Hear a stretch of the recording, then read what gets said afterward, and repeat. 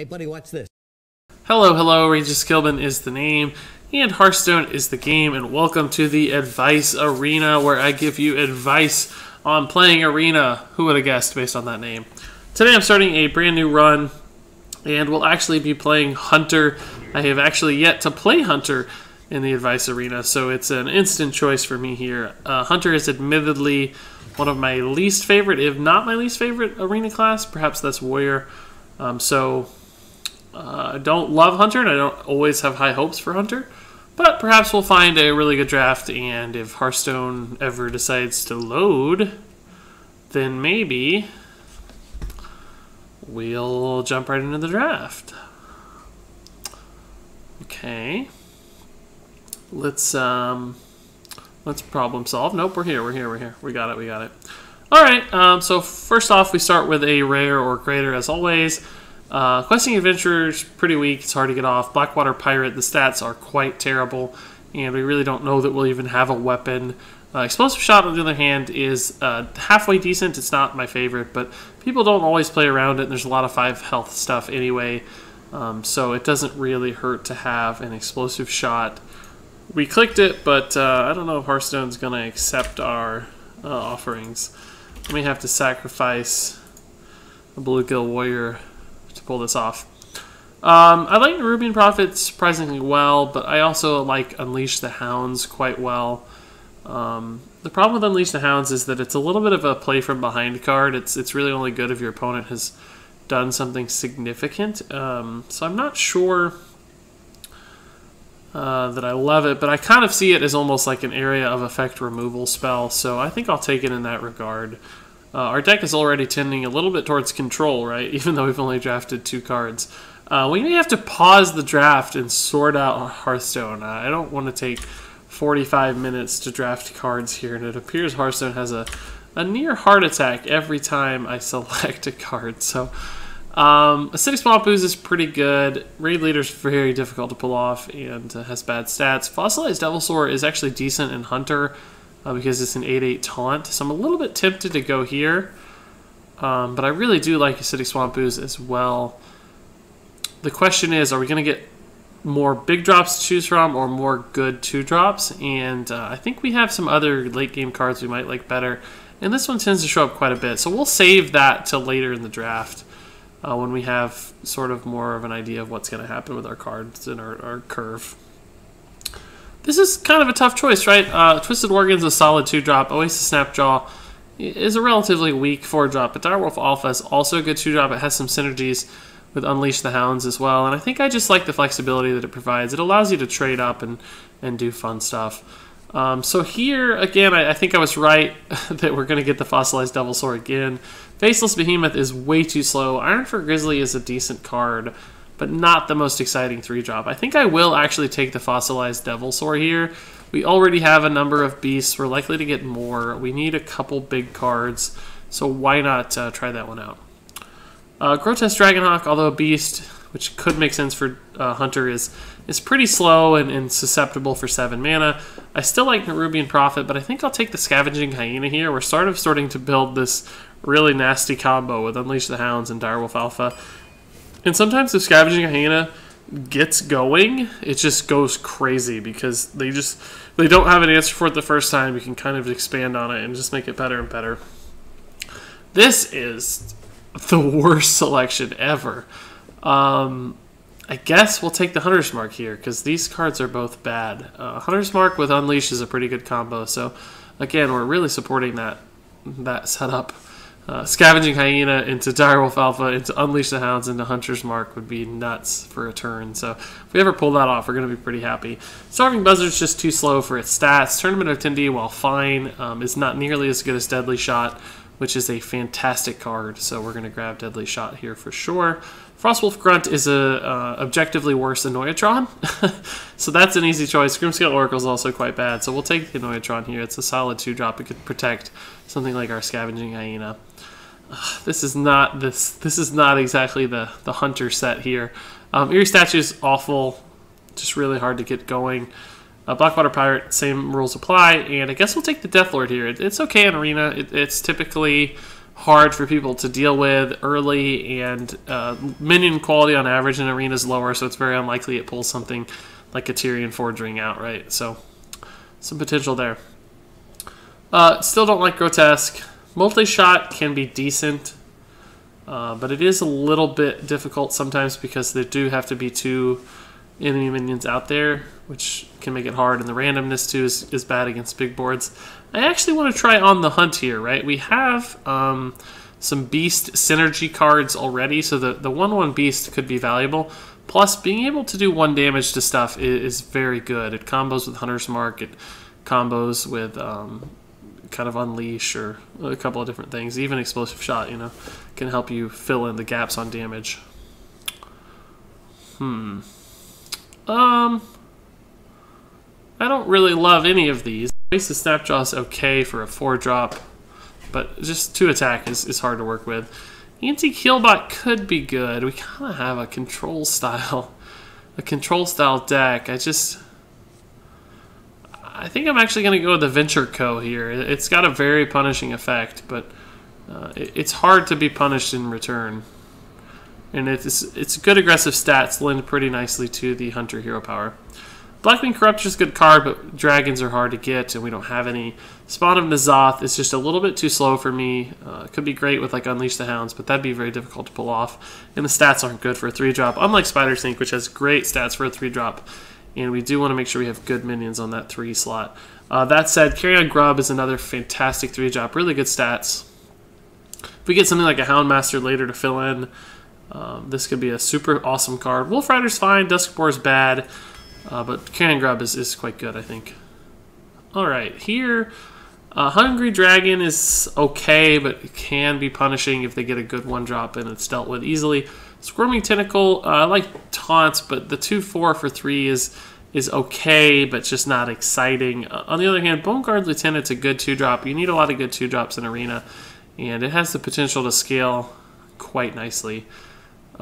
Here, we've got a lot of early game already for the Argent Squire. Arcane Shot is worse than On the Hunt, and I don't want too many 1-drops because our deck will be too thin. Right now we don't have any card draw, so if we draw all that early stuff, we might be in trouble. Spiteful Smith, though, it's a good 5-drop, which we'll need, and works with weapon synergies, which is a possibility if you later on in the draft. Nightblade's bad. Kobold Geomancer is pretty weak, and Nerubian Prophet I like. It's got the potential to be a good 3-drop, 4-drop, 5-drop, etc. So it can actually do a surprising amount of work. Hearthstone, I just cannot fathom why my Hearthstone client is so awful, but it is. Argent Squire, although a solid minion, we don't have a lot of ways to like use it to trade up. I guess the Direwolf Alpha is it right now. I think I'd like to get a 4-drop. You'll note that our 4-mana slot right now is dead empty, and we definitely need you know, at least like 4-drops, so we got to start filling in here. And Mogashan Warden is quite bad. Although a big health taunt, it just doesn't trade into anything, and we don't have any ways to leverage it. Timberwolf, again, we could set up a nutty turn, but you need cards to do that, and I don't think we're ever going to have like the 5 cards we need for the Direwolf Alpha, Timberwolf, Unleash the Hound, Scavenging Hyena turn. So I think I have to take On the Hunt again. It's just the most flexible of all those. It's a minion and a removal. Power Shot's actually a pretty solid arena card. Grim Patron's really hard for us to use despite the 2 On the Hunts. I just don't think it'll ever line up. Arcane Nullifier, we really need 4-drops, but I don't love this one. Its stats are the same as Carrion Grub, right? So why pay 4 for it? I'm going to go ahead and grab the Power Shot. We have a few different removal options. Power Shot could give us a huge turn eventually. Here, Gurubashi is pretty slow and susceptible. Oasis Snapjaw has the same stats and doesn't do a lot for us, despite being a beast. We'll take the other Infested Tauren. It's both a taunt and a number of bodies, so it can be pretty good. We don't need a 3-drop. We're good on 3s, probably. We actually only have 3 minions and a couple spells, but still, Sludge Belcher's just too good to pass up. Secret Keeper, we don't have any secrets. It's not that great in Hunter anyway, and Sludge Belcher's just a perfect card, so we definitely have to take Sludge Belcher. It's hilarious how much like control we have in this deck. A number of taunts, removal spells. It's kind of cute. much like the Murloc Tiny Fin, is kind of cute. But we don't want it. Tracking. I don't think we want tracking. It's sort of card draw, but is there anything we're like gonna dig for? Maybe a deadly shot, or like our removal options, maybe a taunt, maybe a beast. Nah, I wouldn't have the mana for that. I don't really want another 3 though, and Dragonhawk's not that exciting, so I guess we will take the tracking as a sort of pseudo card draw card. And Fest is a pseudo card draw card as well, but I think Stampeding Kodo is just too good to pass up. It's a beast, it's removal. I think we have to take that. Silphid Swarmer is just really hard to pull off without weapons in particular. Snipe. Clockwork Gnome or Frostwolf Grunt. I don't love Frostwolf Grunt. Clockwork Gnome's okay, but again, I'm just worried about our curve being a little too heavy on the 1s and 2s. We have 5 2-drops. Snipe is a 2-mana spell, but it can kill something kind of big. We'll go ahead and grab the Snipe. Ooh, I need 4s. Flesh Eating Ghoul, we don't need any more 3s, and although it again has crazy synergy with Unleash the Hounds, I just think that's too inconsistent. I can't go for like crazy combos. I want consistency and reliability, particularly because our late game is actually surprisingly sharp looking with some good 5-drops and removal spells. I think I'll take the Balefin Tidehunter here. We could use one more 2-mana minion, and that's a pretty good one. This is a 4-drop, which we need, but it's totally awful. We have some stuff that benefits from spell damage, but the stats here are just too bad. If you play that on 4, you lose the game. Huge Toad's good because it's a beast and a 2-drop, but I think I want more big stuff, especially since I don't have any 4-mana cards. I think I have to kind of rely on late game, and you need one more late game minion, so the Bog Creeper fits in pretty nicely. Here we'll take the 4-drop because we're desperately lacking them. We have 2. A 3rd one would get us in a reasonable spot. Cavaldier's fine. Tracking we've already talked about, but the Cavaldier we already have some late game and big scary things, so the Silver Moon will fill in just fine. Ooh. So Lance Carrier is pretty bad stats for a 2-drop. It doesn't trade into anything. Murloc Tidehunter, we've already got a few cards that look like that, like the Balefin Tidehunter. I think I'll take the Shattered Sun here. Not that I need a 3, but it works pretty well with a few different things, including Unleash the Hounds, and it always allows you to trade up nicely, so it could work with On the Hunt. I think I like that. Here we have to take the Savannah Highmane just because it's stupidly good. I kind of want the 4-drop, but we did get a 3rd 4-drop, and we have some 3s that can help us fill in the gaps stat-wise too, right? Like Carrion Grub and Deathlord, and some deadly shots and stuff to play up, and some 2s that we need to double 2-drop. So I think grabbing the Highmane will be just fine. We have 3 what I'd call late-game cards, and Rubian Prophet. Maybe a little heavy on 5-drops, but overall, actually not that bad. So this will do it. This is our Hunter Arena. Now we have to decide what we're going to call this thing. We have a couple on the hunts. I'm just looking for the most, kind of identifying cards. We got the big Devilsaur at the end, which we liked. Got Unleash the Hounds and the Hyena. I think since we do have this crazy Scavenging Hyena and Unleash the Hounds type synergy, that we'll go ahead and call this the Scavenging Hunter. It's going to thrive on scavenging off the corpses of people we use our removal spells onto. So the Scavenging Hunter it is, and we'll go ahead and play a couple games in this first video and see how the deck starts off. I kind of think it looks okay. I don't know. I don't play that much Hunter in Arena, admittedly, and it's not my favorite class because the hero power does not have a direct impact on the board. So in turns where you have to hero power, sometimes it feels a little wasted because you're just hitting the opponent's face, which may not generate any real value if you're not getting them close to lethal. So Hunter, in that regard, I think is weak because you can't rely on guaranteed combos or synergies or anything. But this draft looks okay, so I'm hopeful that this is like a 4 to 5 win deck at least, and who knows, maybe we can pull off something crazy and even win a couple more games than that.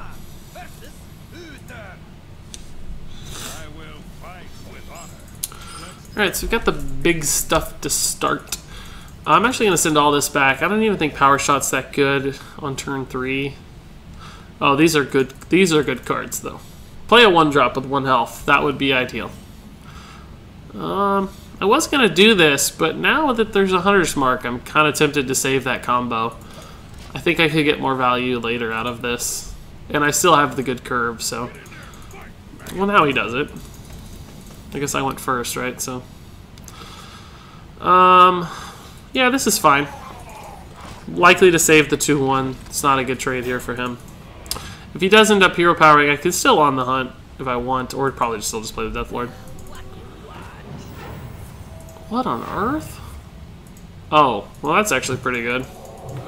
I was like, dude, I don't think that's actually not good though. He used all those stats to kill a 2-drop. Like he used the coin and the Divine Strength just to kill a 2-drop. I don't think that's worth it all.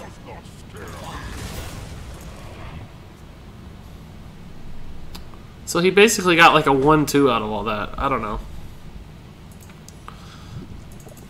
Oops. Sort of good, but we've got some nice trades already lining up.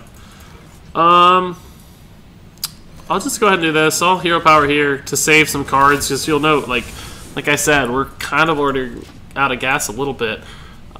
He still doesn't have a good trade. This thing's going to get big and buff. If he plays a big thing, we can do this combo. That's not that good. I'll actually probably still just trade this way and this way and snipe hero power. This thing's getting bigger and bigger. I like it. This will die, but the snipe probably counters whatever he plays at this point, or at least sets up like an on the hunt kill. The Nerubian Prophet was a pretty good draw. Unfortunately, he can still activate the effect there, but it looks like he didn't have it. I think I'll go ahead and use the On the Hunt now, mostly to protect the Death Lord. I can actually also Nerubian Prophet. I think that's more valuable than hero powering for the Bone Guard. Mind Control Tech hurts a little here, because I just played this basically for free. So you could steal one of the better things, but the board is so nice. We got Deadly Shot. Yeah, Deadly Shot's gonna wreck this. Ouch. I don't even need to play a thing. I just go face. We're in such a good position here, I don't think we can possibly lose. We have removal, we have taunts, we have the board. Equality Consecration maybe puts him in the game. Maybe. Probably not even that, because maybe if he got like... Oh, somebody opened a Tyrian Forge Ring down there. Oh, that's a good play. I respect it, sir. I can Hunter's Mark trade, Bog Creeper trade. I think that's totally fine. Do I need the Hunter's Mark? Maybe I just save the Hunter's Mark and just trade legit. I think that's better.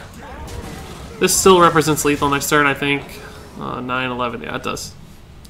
So we'll just save the resources, use what we have. It also gets out of Mind Control range, Mind Control Tech range. That might keep him alive. But I don't think it wins the game. Tomb Spider. Keeper of Oldman. Does Explosive Shot help? Can Hunter's Mark, Explosive Shot, go face? That's 6-8. I have 10 damage. I can't kill him just yet. I think I'll just remove his board like this. It might seem a little wasteful, but it essentially just represents lethal on the board, right? It sets up the win. Because it puts him to 2. So now he has to heal and deal with my board to win. So there's really no need to hold that. I could have traded minions and played more, but just go for the win sometimes, right? This thing has been nuts. Oh, he actually does have the heal. Jeez. Gosh, he got it too. But it's not enough unless he has more. That won't do it. That's 6, 8, 9. Yeah, we got it.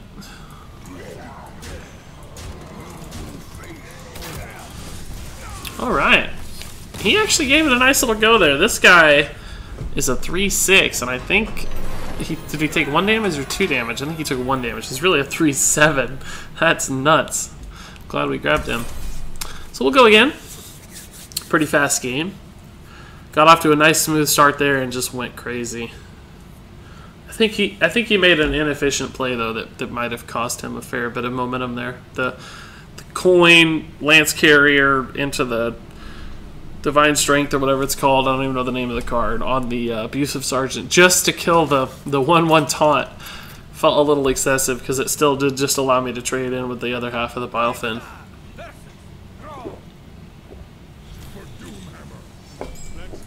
Alright, so this is a great opening hand so far. We'll toss that back and look for something else, but we'll probably coin Bilefin into Bone Guard, into Spider Tank, or Deathlord. I'm willing to coin out the minion just because I want to get started.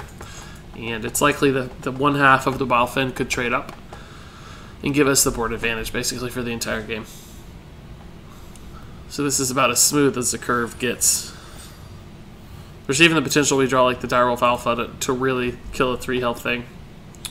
Even if he plays a 1-drop, I don't know that it could punish us. Maybe Tometrog actually would be... Oh my gosh, this guy has opened 2 legendaries while we're making this video. Go Soul. Plus an open card packs indeed.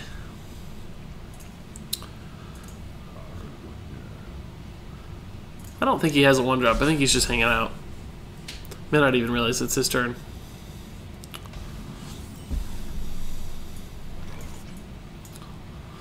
So you might ask why I'm not coining out the Bone Guard, and it's because I don't think I'll be hero powering next turn, so it doesn't advantage me to get it out sooner. These are more likely to make clean... Oh, that's super fortunate. Super duper fortunate. Yeah, no need to get fancy here. We'll go ahead and kill it. We could have maybe just gone face and set up some awkward trades for him. But this is kind of what I was hoping for. It gives us a little more flexibility in how we play this. I could tracking trade to get this to a 3-3, but I think it's just better to play dudes. Don't need this to be a 3-3 if I can also just get a 3-4 out right now, right? We can leverage our board better this way. Well, that's not that exciting of a card. Again, I think we'll just play dudes and trade. That's why 2 health 4-drops are so risky. Like, if that had been a mechanical Yeti, he could have traded into both my minions, right? But instead, he has a 2 health card that now gives me even greater board position. Oh, that's annoying. I can Hunter's Mark it and trade. And leave myself with either a 3-2 or a 2-3. I think I'd rather have the 3-2. I suppose that's actually worth.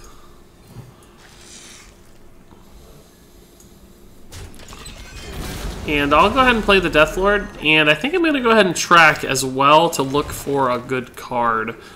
Power Shot's good against Shaman. So is Acidic Swamp Ooze, but Stampede Kodo's also good.